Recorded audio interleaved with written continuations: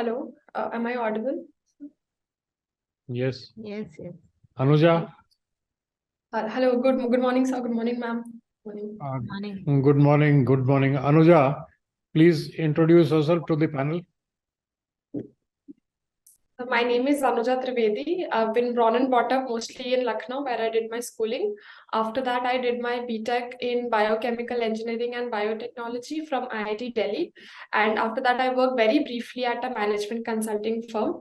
I quit that to pursue CSE preparation full time. In 2021, I got 241 rank and I have joined IRS service, customs and indirect taxes. And I enjoy basketball and reading in my free time. Okay, Anuja, tell me, your DAF says that you were you spent some time in Lyons in France. Yes, sir. Okay, what is the history of that town? Where is it located? So it is located just below Paris, towards the east. So it's towards the southeast of Paris, and it's an town which the ruins date back to the Roman Empire, and there are parts of the old town preserved of that times. But now it has become a major urban center in France, and it is one of the biggest cities in France, which is also rated very well in terms of livability. And which are the two rivers there? Like Allahabad mein aapke do rivers hain, confluence. Yes, sir. So it's the Rhine and the Seine. I am not sure if I'm pronouncing it correctly, but that's the road was. Rhone and the Saône, they pronounce it like that in French. Okay, and what was it known earlier in the Roman times? Sorry, sir. Could you please repeat the question? What was its name in the Roman times? If you've read Asterix, have you ever heard of the Asterix comics? I have heard of it, sir, but I have not read. Yeah. the So what was Lyon known as? In the Roman times, Sir, I am not aware, but I would like to know. it was called Lugdunum, or the Lug was a god, a local Gaulish or Celtic god, and Dunum denoted a fortress. So it was a god's fortress, the fortress of Lug. Okay. Anyway, let's see. Now you're already in service and you opted for the IS. Supposing you get your hometown, in UP, Ajkal, there is this bulldozer thing going on. You are posted as an ASP, not the IAS. If you get into the IPS and you are posted as an ASP in one of the rural areas, and you are asked to demolish using a bulldozer, one of the settlement houses of a criminal. So what would you do? Sir, the house of a criminal or the house of anybody can only be demolished if it is built illegally, if it is in contradiction with the building norms, or if it is an encroachment. So if that is the case, and the person has been served due notice, then only demolition can be carried forward. The person being a criminal or not does not amount to demolition and is not related to that specifically. No, I asked you as an ASP, does the police demolish houses, or it is the municipal department which demolishes houses? Sir, I believe it is not under the police. Yeah, so I asked you that you were an ASP. Okay. Yes, sir. So I believe that it What would is the not come ASP's under. role, and what is the ASP's role? Sir, I am not sure of the SP's role in the demolition process exactly. The SP or the ASP is only supposed to provide police protection so that law and order is maintained, while the concerned municipal agencies or they demolish the building. So that's your role is limited to that. Okay. Now, supposing you were posted as the SDM of a particular area in UP itself. So how would you implement the health policy of the government of India? First of all, tell me what is the current health policy, and how do you implement it? So there are various government policies running, but majorly it is the NRLM, the National Rural Health Mission, which encompasses the rural health schemes. So that is where my focus would be, and on how to implement it.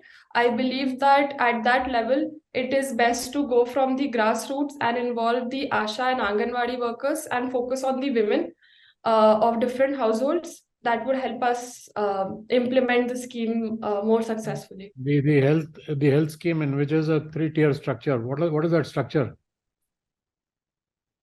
And what is the government's policy plan to give the poorest of the poor access to the best health services free of cost?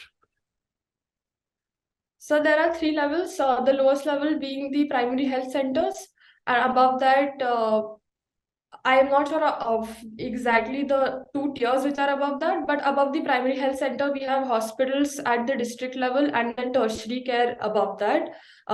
Tertiary care above the primary health centers. That is the structure that I am aware of, not the exact details. Sir, could you repeat the second part of the question, And please? how does the government want to ensure that the poorest of the poor get access to the health services? So apart from providing the primary health centers which are equipped with doctors and other staff, the government has also pushed forward the insurance scheme, which is the Ayushman Bharat scheme, in which the family is insured with an amount of 5 lakh rupees so that they can go to impaneled private hospitals also for secondary and tertiary treatment. Okay, excellent. Thank you, sir. Anuja? Good afternoon. Okay, good afternoon.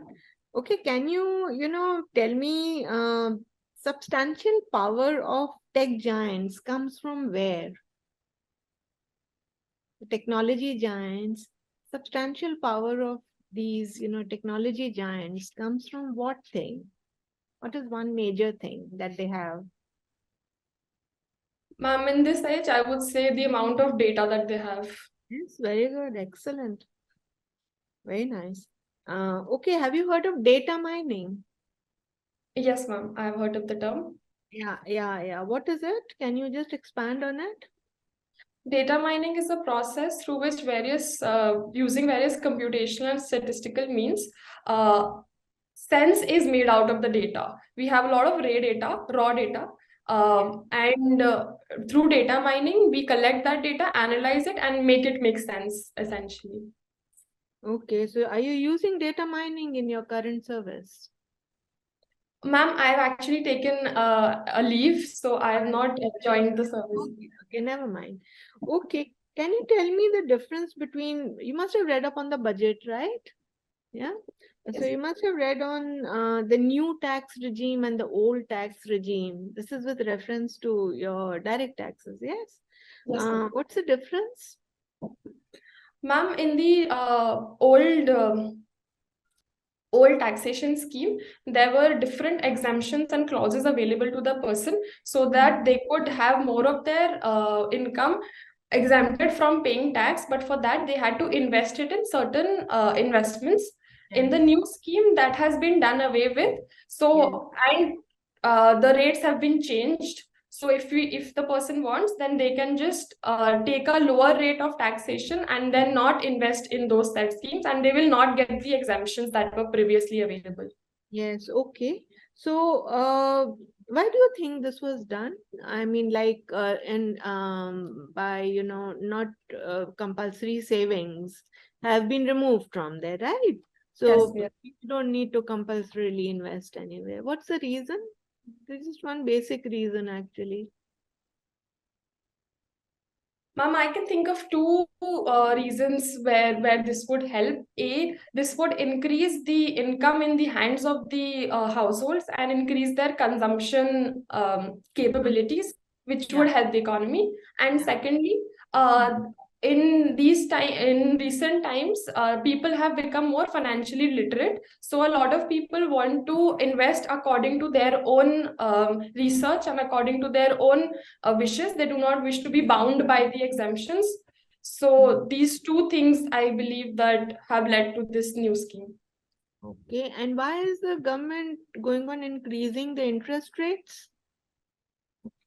The nation as well as the world is currently grappling with inflationary pressures, which has been a result of post-pandemic spending by the government as well as the global crisis, which has induced both demand and supply-based inflation pressures. So to ease that.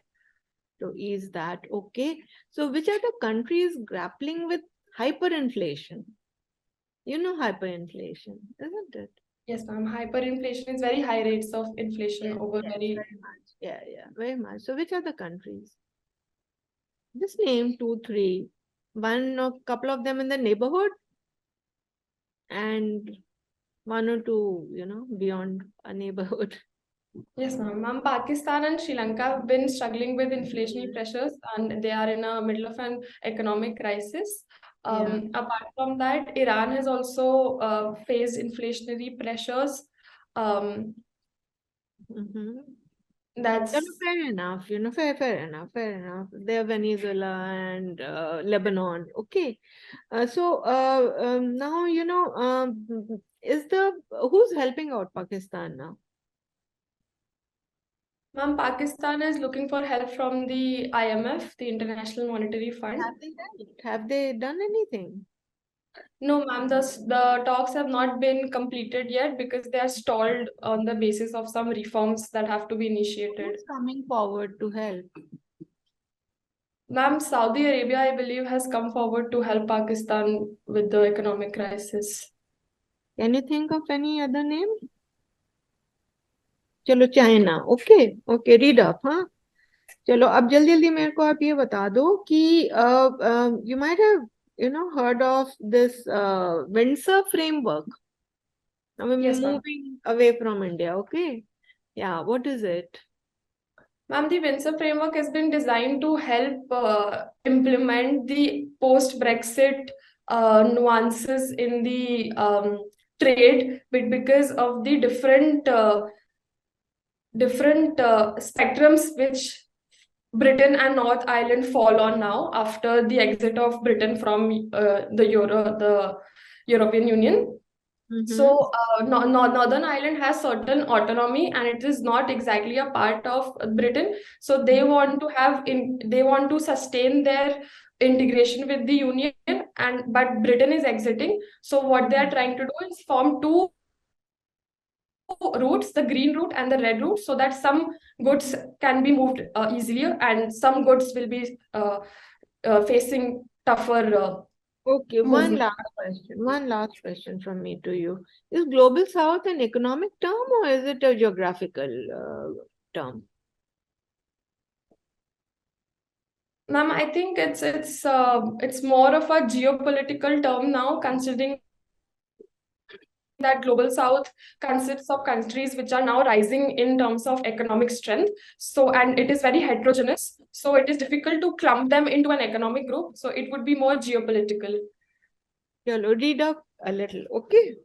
Thank you. Thank you. Anuja. Yes, sir. Good afternoon. It confuses me that you joined Bain and Company and left it in 50 days. So what happened?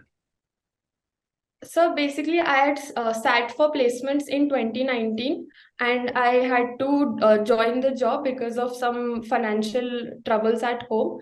But by the time I joined in 2020, the situation got better and I could quit to pursue my CSE dreams. Okay, now can you tell the share of major sectors in India's GDP and employment? Yes, sir. By GDP wise, service sector accounts for almost 55%. The industry accounts for agriculture accounts for around 15%, 15 to 16%. And the rest is industry and other sectors. And if we go by employment, then agriculture employs around 45% of the labor force, and the rest is equally divided between services and industry. No, it's not equally divided. Industry is about 21%, services about 32%. Anyway, sorry. So now my question is, that you have been a biochem engineering student. So what could be the 3 contributions of biochem or biotech for tackling this overpopulation, especially in the agriculture sector?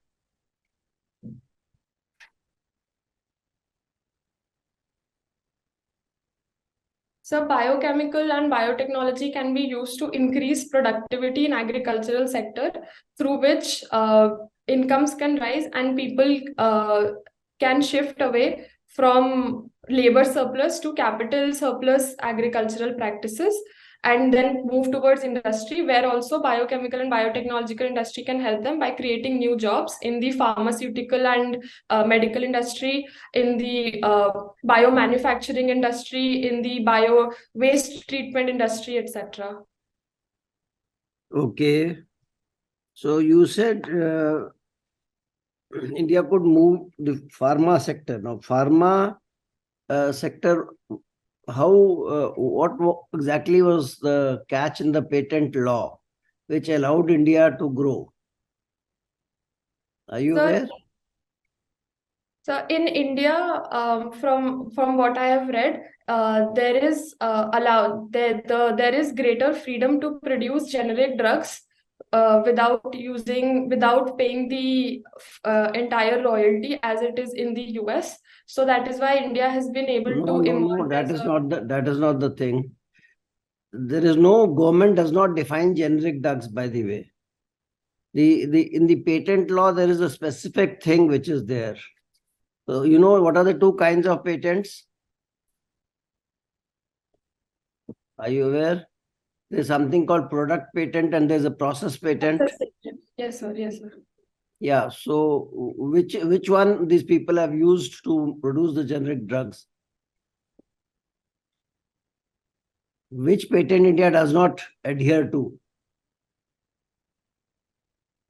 Sir, India would not adhere to the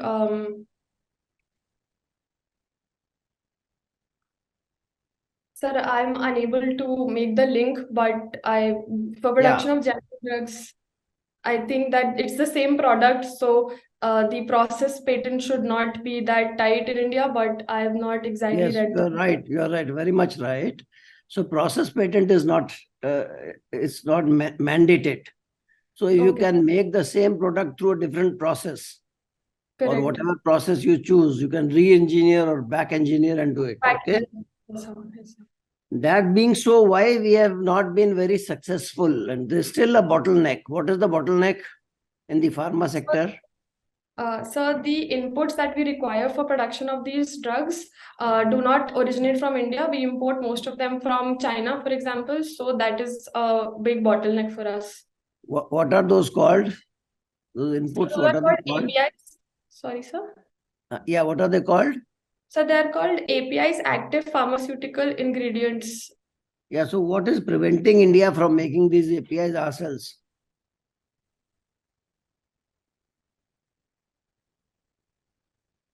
Sir, I am not sure of the exact reasons, but China is better at technological front and also manufacturing front. So I think a combination of both these factors. Okay, one more thing, that before this millets came, now we are talking of millets, but Yes. before the Green Revolution, India was very good at millets. So do you think we did a stupid thing by going to wheat and rice, and now we are coming back to millets? What went wrong exactly? As a bioengineering person, what do you think what went wrong? So at that time, the focus of the nation was on food security, and we focused primarily on wheat and rice to help us cope with that. So in that respect, there was disregard for other crops because there were no MSPs for them. There was no specific high yielding varieties for them or chemical inputs for them. So that is why they got ignored slowly and slowly, and were only grown for subsistence or by small farmers who could not get green revolution input costs, could not meet them. So that is why they were sidelined. However, now that India has grown food secure, and we are now also looking at our nutrition basket, and dietary habits and crop diversification to combat climate change, etc. We are thinking to shift from heavily wheat rice dominated agricultural patterns to millets and etc. Okay. My last question. Have you heard of the great, there's a huge patch of plastic floating in the ocean? Yes, sir. It's in the Pacific Ocean. It's called the Great Pacific Garbage Patch. Yeah, so let's say you get an assignment with UN and you are mandated to remove this patch in 3 years. What would you do?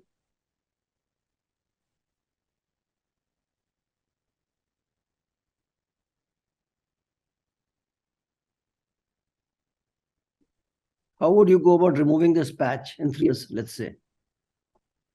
So the first step would be identification and mapping of the area to find out where it is coming from, where it is going, and what is the path that this garbage patch is taking. After that, we could look at different technologies that could help us capture this plastic.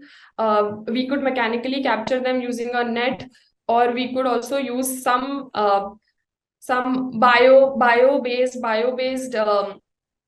solution to help them sink or help them dissolve perhaps, but that would require more technological interventions. And thirdly, if we manage to capture the garbage that is in the patch, the safe disposal of that and ways to counter further addition to that patch would be equally important in that process. Now, how is plastic made? From what? What is the raw material? So plastics are made from chemicals derived from petroleum, mostly. Yeah, in what form? So I'm not sure of which form exactly. Yeah, basically they are granules, right? So right there in the ocean, when you capture the plastic, what do? You convert it back to granules. And then you can bring it back to the shore and do whatever you want. Okay, thank you so much. All the best. Thank you. Hello, Anuja. Hello, sir. Your voice is a little Okay. not. Is it better? It's just the volume is very low, so I'm sorry if I can't catch some of. Okay. Little louder. I'll be slightly louder then. Yeah. Okay. So Anuja, what is wokeism? So wokeism is a term which is usually used in a not so flattering manner to describe people and thinkings which are more liberal and more towards social justice, more supportive of social justice. Okay, and it's not used in a very flat. What was the exact word you used? It's So it is not a not- very positive term It you is meant, not I used guess. in a very positive manner Positive. usually. Okay. Okay. Let's say if somebody asks you to make a movie, or like very simply put, is society a bad impact on cinema? So this is the movie, or this is the question that you are asking me, sir? Yes, usually we're witnessing a lot of hue and cry about various movies, songs. So, and if we keep listening to what the society demands, should we really require cinema or maybe artistic endeavors? Or simply put, is society a good impact or a bad impact on cinema? Sir, the society does impact cinema, but I think that it is more of a reciprocal exchange. It is more of a reflection of cinema is more of a reflection of what society thinks, and in terms of what is being made. So there is a large chunk of people who would want some kind of movies to be made, but if we look at all of the people, then there are different viewpoints and perspectives which can be translated into cinema. Okay. Let's say you've been given 3 kinds of capital. So you have to prioritize them for me. So according to your own value system and priorities, social capital, financial capital, and knowledge capital. What will be your priority that you would want to possess?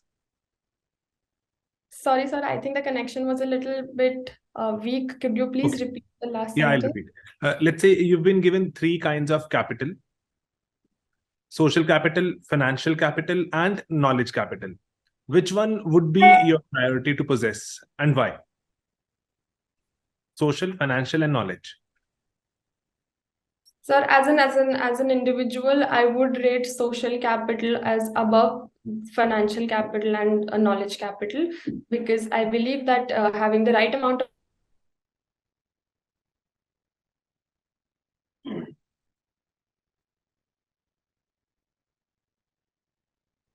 Okay. Anuja, looks like the connection has snapped.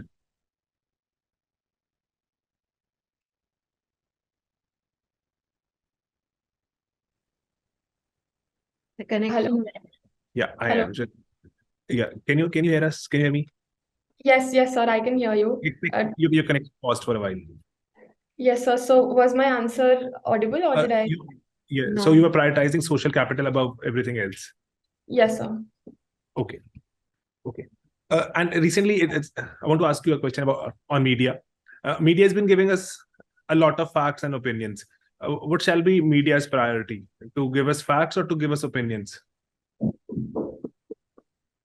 So the media's priorities should be, even if while stating facts or even while putting out certain narratives, should be to focus on the media ethics of truthfulness and accountability. That way, even if certain narratives are being published, there is transparency about who is having those narratives, where they're coming from, etc. And also truthfulness, so that there is no fake information being peddled.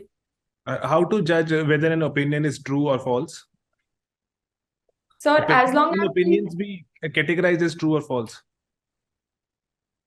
So, sir, I believe that opinions cannot be classified as true or false. For example, capitalism versus socialism is an opinion, and neither of these opinions can be completely true or false. But if a media piece decides to do an article on this and provides the backing for the article, what the narrator is trying to say, and there is no fake information per se, then it is fine. Fine. Okay. So one thing on freebies, are freebies a tool for empowerment, or are they a tool of allurement? Sir, freebies, I think, can be both. As people change their lifestyles, even some things like a bicycle or a laptop, which is considered to be a freebie, can have certain positive externalities.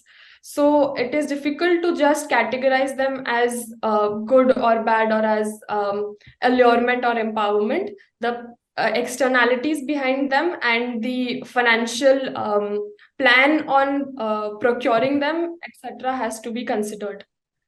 You just have to give me a quick functionalist analysis of climate change. How is climate change a good thing, or maybe a functional thing to happen? So climate change can be a functional thing to happen. If we look at it from an economic point of view, then agriculture, especially in the temperate zones, becomes more productive with climate change. Due to climate change, there are also new avenues coming up for green energy or for emission control, etc., which will provide new technologies, which will provide newer jobs and have a spillover effect on the economy. And thirdly, if you look at it from a social perspective, then climate change has also been one of the drivers of pulling the world together. Even India and China occupy the same position on that. That is also fine. That's it. Okay. One last question. You've heard of this word sociological imagination? Yes, sir, I have. Okay, so I'm putting in a situation, you have to maybe give me an appropriate answer for that. Let's say if you are a gang leader, what will be your top priority if you happen to become a gang leader for a day? What will be your top priority? Sir, I can't hear you. Okay, is it audible now? Yes, sir. Now I can hear you. Okay, use sociological imagination, and you have to tell me what will be your top priority if you happen to become a gang leader for a day.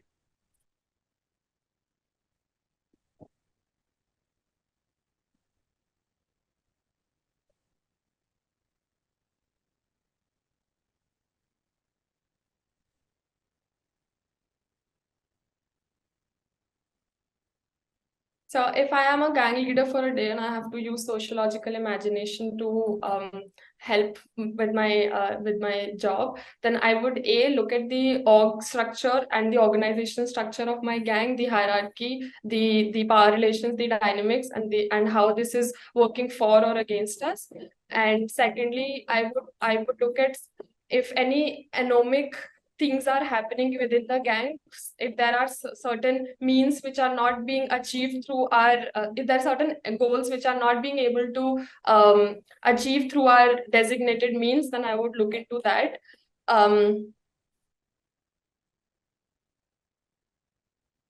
Thirdly, I would also assess the power structure in the gang, and what are the centers of powers and where they are deriving their power from, charisma or money or whatever is driving. Fine. That's it. Yeah. Thank you. Thanks a lot. Thank you, sir. Okay, Anuja, your formal interview is over. And how do you assess yourself today? So I think it went fair. I think I was a little bit more descriptive in the answers and not exactly hitting the demand directly. So that is one thing that I think can be done better, and more research, as ma'am said, on some topics. Okay, and when is your interview scheduled? So my interview is in the third phase, so I don't have a date. You don't have a date yet. And how many marks did you get in your last interview when you were selected in the customs? So 179. Sorry? 179, sir. 179 is very, very good. It's excellent. I think you are already very good. You know everything, and you got such good marks in your last interview. And this time it's going to be an improvement, I think. And if you've done well in your main exams, I'm sure you'll get through into the IAS or the whatever service you want. So you can keep on, reading updating yourself on your current affairs and, economic newspapers. Read a couple of economic newspapers and your current, and on the day of the interview, you know already that you should read the newspaper of that day, because chances are that the board members can ask you questions on that from that day's newspaper. So I think you should do well. Can't advise you anything more than that. You've done well already. Thank you. Nina? Just brush up, and keep practicing if you feel that you need to be more crisp, because it doesn't hurt to be more crisp, and coming to the point quickly. So you can, I'm sure you must be trying to practice the answers on sheets of paper. That helps you, get your mind kind of more sharp, have more sharper answers, right? And we didn't ask you about a lot of things. For example, the G20, because it's so topical, and so I think you can read up on that, the 2030 agenda, the data for development. Again, your DAP, everything, we didn't ask you about Prayagraj or Lucknow, the rivers, Gomti, and, the Prayagraj rivers. Your sports background, you seem to have done absolutely fantastically well. Yes. So they can ask you a lot of stuff on basketball and, the games, especially if there's a member sitting there who's quite, knowledgeable about sports. So just brush up on that. Otherwise, Anuja, I'm sure you'll do well. You're already very good. You're already excellent, just practice your speaking skills. Yeah. Yeah. Communication stuff. Yeah. Okay. All the best. Thank you. Yeah, Anuja, I think you must, you see, the services which you are already in is customs. So this is very little to do with person-to-person interaction, right? So Yes. you should focus some more on the public and the bureaucracy. Where do they interact? So that part you have to work on. So what you do as an SDM, right? What all are the functions of SDM? What happens in the police commissionary system? So all these things you would have to work more, and you should be able to do well. You already had a good score last time. So if you can build on these issues, I think you can definitely do well. You have a good personality. So in all respects. Sorry. Mains, how did your mains go? Better than last time? I think so, ma'am. There were certain tweaks that I did. So if those tweaks work, then probably better. Sorry, नहीं, ठीक है. So I think you should do well and be prepared for this COVID thing Yes. because you are a this thing. So prepare for COVID properly. Whether vaccination was good, was not good, how India could do better, right? Got it. That part, work on it. Yes. Okay. Thank you. And even what to do for diseases like TB. Mm-hmm. Also, we have started a program for TB control. So eliminating TB, all these things. Okay. Done, sir. Yes. Yeah. All the best. Thank you. Anuja बहुत ही articulate और बहुत ही crisp answer है, ठीक है. लेकिन और you saying the most important thing first, जो कि मुझे सबसे क्रूशियल पॉइंट लगता है इंटरव्यूज में, you just need to learn when to stop.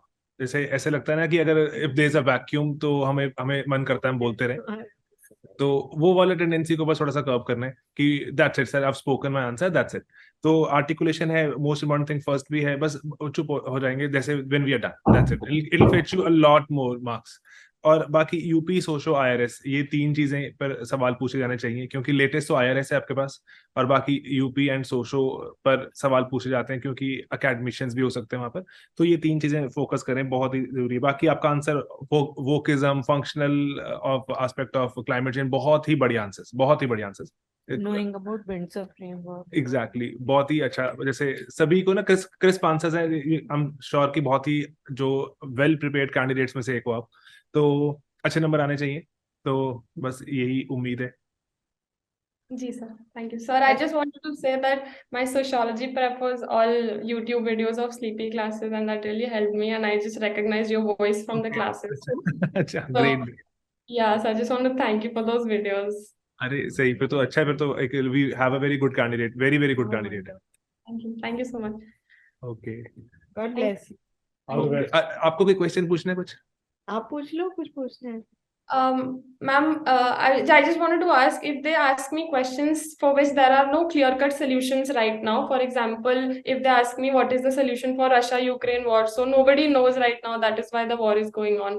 So how to tackle such questions in which there is no clear-cut answer with anybody? You can give both pros and cons. Yes. You know, both sides of the story Yes. for any such, you know, ambiguous question to which nobody has an answer, and even they won't have an answer, so they'll accept. Yeah, there's no right or wrong answer. Firstly, remember that you worked in a management consultancy, right? So there are no right and wrong answers. They are only, you can say with conviction what you want to, and you can give both sides of the picture. You can say, of course, it needs to come to an end fast. That one needs to, through dialogue or whatever, or through, whatever, coercion also. But yes, it needs to come because there's a lot of loss of life involved and a lot of devastation already happened and happening, currently also happening. So come out with your views, whatever you come out with a little conviction. Okay. All right. Yeah. And just remember, there are no right and wrong answers in these kind of things, especially controversial issues. Understood. Okay. Thank you, everyone. Thank you. All the All the best. best. Okay, thank you.